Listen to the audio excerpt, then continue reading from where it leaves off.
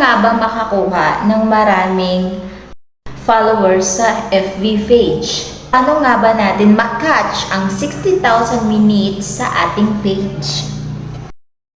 At paano ka agad-agad mabigyan ni Meta ng ads stream sa ating Facebook page at eligible ang ating Facebook page at lalo na ma-monetize ka agad. So kung interesado ka sa ating pag-uusapan, ay tapusin mo ang aking video. Today's video nga ay pag-uusapan natin kung paano ka nga makakakuha ng 6 minutes view sa ating Facebook page, ma-monetize ka agad, at ang importante ay maging eligible ka sa ating Facebook page para maka-earn ka ng maraming money. One katanungan natin, paano nga ba ako nakakuha ng maraming followers? 60 minutes, 1,000 minutes views sa ating ratings at magandang performance. So, bago ko nga po pala na catch sa loob ng isang buwan or 3 linggo ang aking mga performance na ganyan kaganda, ay unang-una guys, huwag kang tatamarin.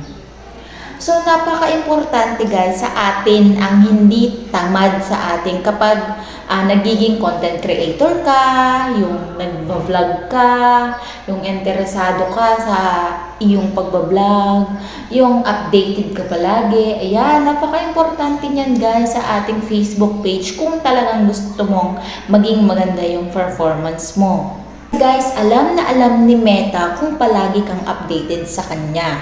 Kaya, payo ko sa mga baguhan dyan, huwag kang tatamarin. Go ka lang ng go sa pagko-content mo kahit pa medyo wala ka pang naiisip na niche or something tututukan mo na talagang yun lang yung palagi mong i-upload. Kumain ba niyan? Travel ba niyan? Mukhang ba yan? Or kahit saan pang ano lang iyong pagbablog ay mag-vlog ka lang at i-enjoy mo lang yung vlog mo.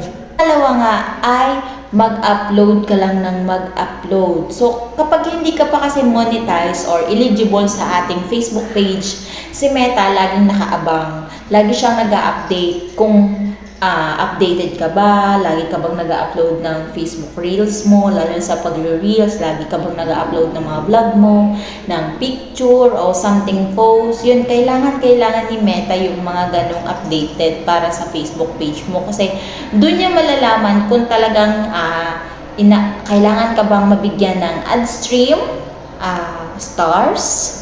So, ang stars naman kasi guys ay nakukuha yun sa mga taong nagsishare ng video mo, nakakapanood, at nagbibigay sa'yo talaga ng stars within kasi ang stars guys ay pwede mo yun ma-earn, pwede mo yun maipon. At kapag naka 100 stars ka na, pwede yun i-process to PayPal bank account mo or any bank account mo. At kapag nakalagin at naka-monetize ka na, at hindi ka pwedeng set up na payment method mo kapag hindi ka pa eligible sa ating Facebook page. Tandaan nyo yan.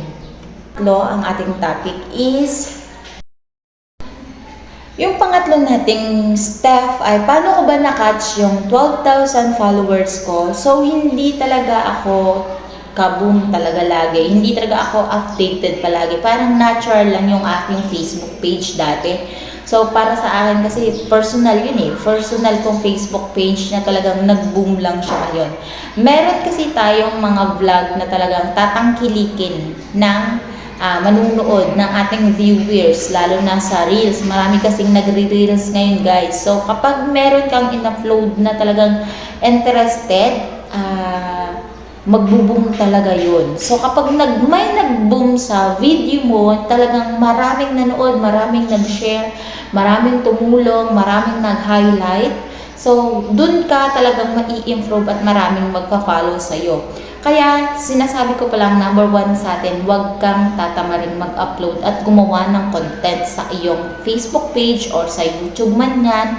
So, ako, hindi rin ako ganun kabihasa sa pagko-content. So, ako, bago pa lang din yung aking Facebook page, so agad-agad parang 1 week, parang na-process agad. So, nakakagulat kasi lagi siyang may notification, lagi may nagsishare ng video, laging may nagfa-follow. So, ipon-ipon lang kada isang araw. Nakakaipon ako ng 1,000 followers simula nung may nag-boom sa aking video. Gumawa lang kayo ng nag-i-enjoy kayo, yung iniipon-ipon ko lang yung lahat ng content ko bago ko siya i-upload sa aking Facebook page. So, payo ko lang sa mga baguhan na katulad ko, ayan, sana wag kayong tamarin. Upload lang ng upload para mapansin kayo ni Meta. Tapos, mag-request kayo sa kanya ng kung ano man. So, gagawin ko yung vlog na yon bago ko i-tackle to. So, ano pa ba? Para makaipon kayo ng thousands followers, ay maging active kayo. Galingan yung pagko-cover voice, yung malinis, yung hindi masyadong malikot yung video, at yung size lang ng video nyo ay pang reels lang siya. Kasi magkaiba yung sa YouTube at pang reels lang siya, no? Paga ay, yun lang yung ma-share ko para sa inyo sa ating Facebook page na mga nagre-reels dyan or nagsisimula pa lang na content creator. So, good luck sa atin at sana ay may natutunan kayo sa aking video.